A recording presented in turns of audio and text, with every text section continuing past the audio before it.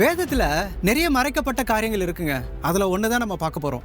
ஆதியில தேவன் வானத்தையும் பூமியும் சிருஷ்டித்து அதிலுள்ள சகல ஜீவராசிகளையும் மரம், செடி, கொடிகள் எல்லாவற்றையும் சிருஷ்டித்து 6ஆம் நாளில் மனிதனை படைத்து 7ஆம் நாளில் ஓய்ந்திருந்தார் என்று ஆதியாகமம் 2ஆம் அதிகாரம் 3ஆம் வசனத்தில் நாம் பார்க்கிறோம். கண்டிப்பா நமக்கு ஒரு கேள்வி வர வேண்டும். ஏன் அவர் 7ஆம் நாளில் ஓய்ந்திருக்க வேண்டும்?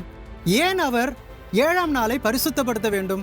ஏன் வாரத்தில் 7 நாள் இருக்க வேண்டும் என்று நியமித்திருக்கிறார்? ஏன் அதில் 6 நாள் வேலை செய்து 7ஆம் நாளில் ஓய்ந்திரு என்றார்?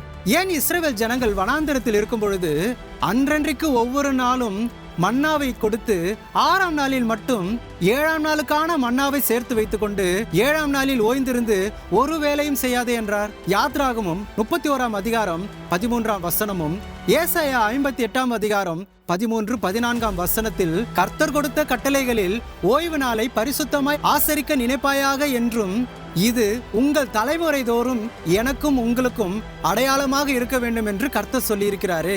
அப்போ 7ஆம் நாள் எதை குறிக்கிறது? 2 பேதுரு 3ஆம் அதிகாரம் 8ஆம் வசனம் சொல்லுகிறது, ஒரு நாள் 1000 வருஷம், அதுபோல 7 நாள் 7000 வருஷங்களை குறிக்கிறது. ஆகவே 6000 ஆண்டுகள் மட்டும்தான் இந்த பூமியில் மனுஷனுக்கு குறிக்கப்பட்ட நாட்கள். 6000 வருடம் முடிந்து விட்டது. நீங்க கொஞ்சம் யோசிச்சு பாருங்க. நாட்கள் இல்லையே, இனி இயேசு கிறிஸ்து வருவதற்கு தாமதமாகுமா? நிச்சயம் இல்லை. மீதமுள்ள 1000 வருடங்களை கர்த்தராகிய இயேசு கிறிஸ்து வந்து அரசால போகும் ஆண்டுகளை தான் 1000 வருடம் அரசாட்சி என்று வேதம் கூறுகிறது. அப்படின்னா 6 நாள் வேலை செய்து ஒரு நாள் வேலை செய்யாமல் காத்திருக்கவில்லை என்றால் எப்படி 1000 வருட அரசாட்சியில் நாம் போக முடியும்?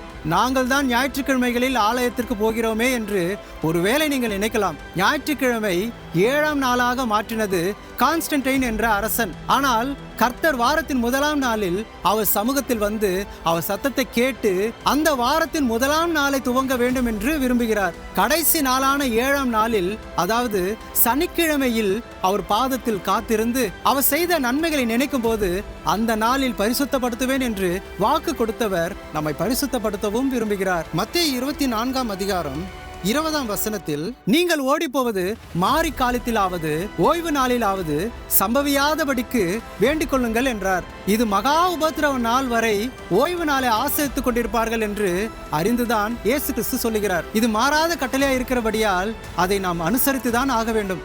இதைதான் கர்த்தரும் விரும்புகிறார்.